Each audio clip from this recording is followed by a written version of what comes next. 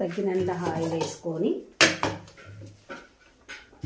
దీంట్లో కొంచెం అంత జీలకర్ర వేస్తున్నాను. జీలకర్ర ప్లస్ ఏంటి పల్లీలు,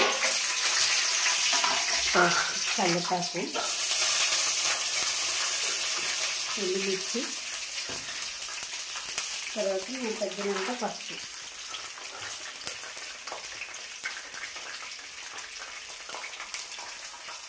వేసిన తర్వాత మనం కొంచెం మగ్గ వేసుకోవాలి.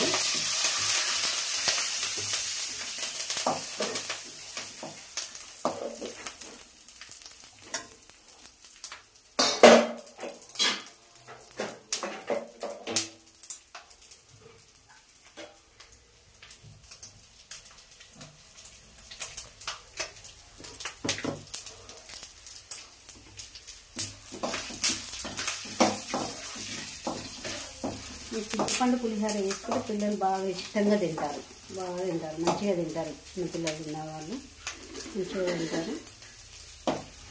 ఇవి తాలింపు మగ్గింది కదా, దీంట్లో మన చింతపులుసు పోస్తున్నాను చూడండి.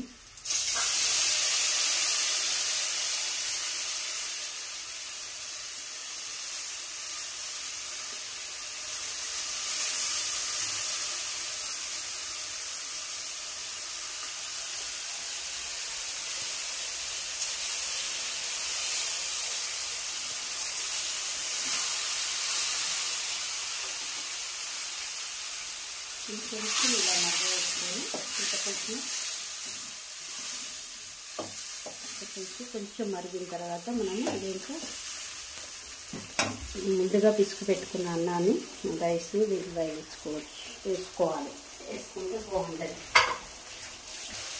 చింతపులుసు మరిగింది, దీంట్లో మనం రైస్ వేసుకొని కలుపుకోవాలి. చూడండి,